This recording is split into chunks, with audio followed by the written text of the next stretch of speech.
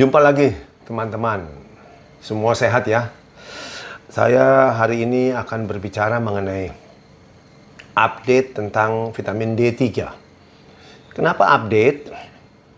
Karena terakhir saya bicara tentang vitamin D3 sudah lama ya. Mungkin tahun lalu saya pertama kali bicara mengenai vitamin D3 adalah bulan Februari 2020. Ya, sudah setahun ya. Dan selama ini sudah banyak bahan ya, update ya.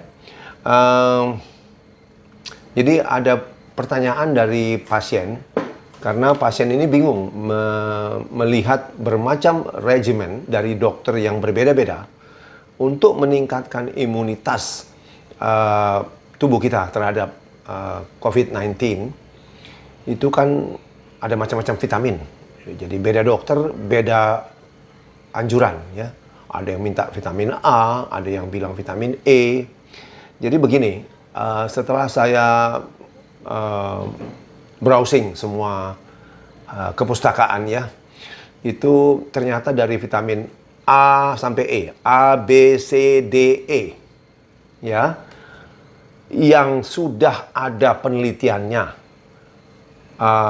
meningkatkan imunitas terhadap COVID-19, ya, dan dilakukan dengan metode penelitian yang paling tinggi di bidang kedokteran, yaitu yang kita sebut randomized placebo control trial, RPCT ya. Itu yang paling tinggi nilainya. Dan yang pernah dilakukan pada pasien COVID-19 itu adalah hanya vitamin D ya, hanya vitamin D. Dengan penelitian di tahun lalu, tahun 2020, di India dan di Spanyol, sudah diputuskan. Konklusinya adalah vitamin D sangat meningkatkan imunitas terhadap infeksi COVID-19. Kemudian juga apabila kita kena, maka severity-nya, jadi berat ringannya ya, itu sangat dipengaruhi oleh vitamin D. Kalau vitamin D kita tinggi, walaupun kena ya, tidak akan berbahaya, tidak akan fatal ya, cepat sembuh. Demikian. Jadi ini perlu diluruskan karena banyak sekali yang menyinggung tentang vitamin C, vitamin A, vitamin E. Semua vitamin-vitamin yang lain itu tentu bagus, selama ini kita pakai, banyak gunanya. Tetapi terhadap COVID-19 itu adalah digunakan secara empiris. Empiris itu artinya by experience. Jadi saya ambil contoh yang paling sering disebut adalah vitamin C. Vitamin C itu memang sudah kita ketahui meningkatkan daya tahan tubuh kita terhadap flu, terhadap influenza. Jadi kan karena terhadap sesama virus, maka diterapkanlah juga kepada COVID-19 ini. Padahal penelitian langsung terhadap COVID-19 tidak ada. Sampai saat ini loh ya. Jadi tanggal 1 Februari 2021 sekarang. Belum ada.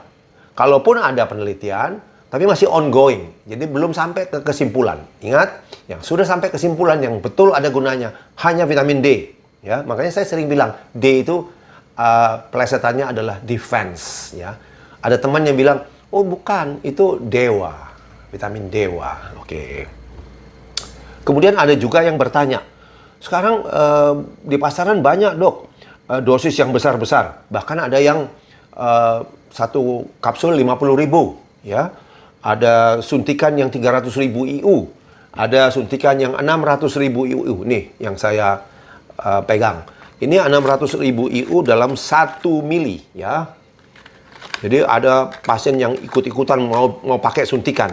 Anjuran saya jangan, karena sebenarnya yang dosis besar ini hanya diuntukkan ya buat pasien yang sudah kena COVID. Ini ada karena yang kita takutkan apa? Kalau kita suntik yang beratus-ratus ribu IU ini pada orang yang masih sehat, itu ditakutkan vitamin D-nya akan tinggi sekali, sehingga akan menyebabkan keracunan, yaitu akan terjadi hyperkalsemia.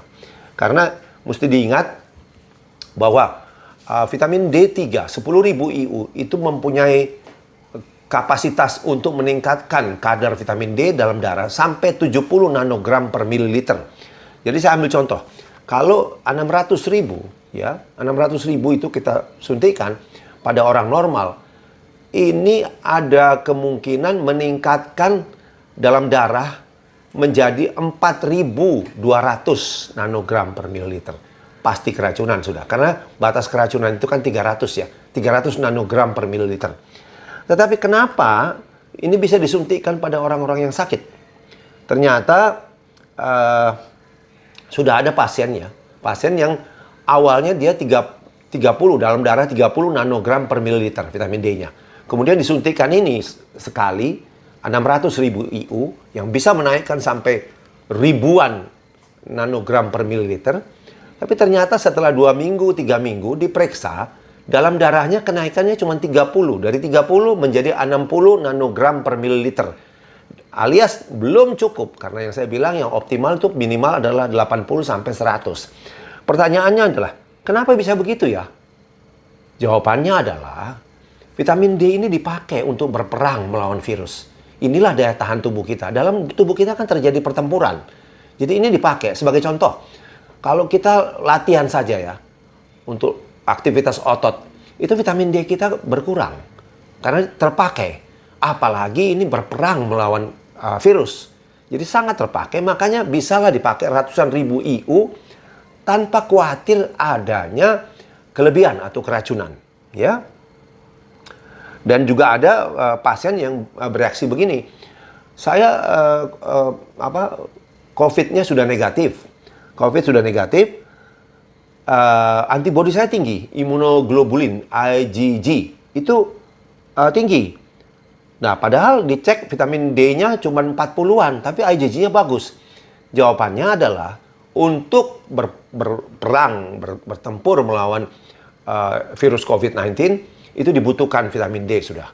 Kemudian vitamin D yang ada dalam tubuh kita juga dipakai untuk pembentukan antibodi. Jadi kalau antibodinya sudah tinggi, itu memerlukan banyak vitamin D. Ya. Kemudian ada salah satu lagi yang sebenarnya susah dibantah lah. Ini keluarga dekat saya. Jadi suami istri berlibur akhir tahun ke Bali. Ya. Si suami kena COVID positif, istrinya negatif. Kenapa bisa begitu? Padahal mereka tinggal tidur bersama ya.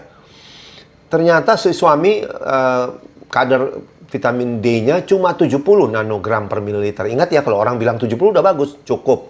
Tapi secara kriteria dari Vitamin D Council USA, itu yang bagus itu adalah 80 sampai 100. Jadi suaminya 70 cuma.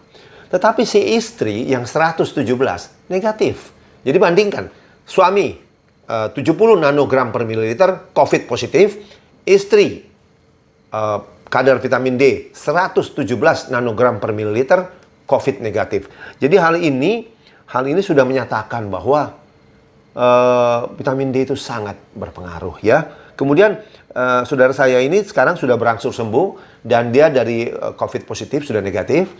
Dan pada saat pemeriksaan, karena diberikan dosis tinggi ya, pengobatannya itu adalah 50.000 IU per hari selama 2 minggu.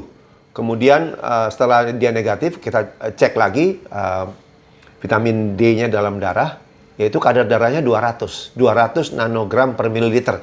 Ini juga ikut saya sebutkan karena tentu kalau orang lain atau dokter lain melihat ini akan panik. Waduh, keracunan, ya toh? Karena memang kita tulis keracunan itu hati-hati kalau sudah di atas 150. Tetapi sebenarnya keracunan itu terjadi kalau kadar darah itu mencapai 300. Jadi untuk menjaga supaya ada safety margin yang cukup, maka diputuskanlah bersama secara arbitrary bahwa batas keracunan itu 150. Padahal yang betul adalah 300 ya, adalah 300 nanogram per mililiter. Dan saudara saya ini yang 200 sehat-sehat saja, itu tidak ada keluhan apa-apa ya. Jadi pertanyaan juga, dia saya berikan 50.000 kan, 50.000 per hari. Kalau 50.000 per hari itu teoritis dalam darahnya bisa naik sampai menjadi 350 nanogram per mililiter. Ternyata kenyataannya dalam darahnya cuma 200. Kenapa nggak 350? Karena vitamin D-nya sekali lagi dipakai untuk berperang melawan COVID-19.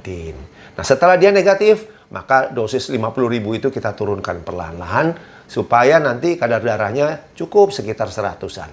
Demikian update dari saya, semoga ini ada manfaatnya. Karena update ini susah untuk dibantah, karena ini adalah pengalaman langsung dari pasien. Ya, Banyak terima kasih atas perhatian, moga-moga bermanfaat. Sampai jumpa di lain kesempatan.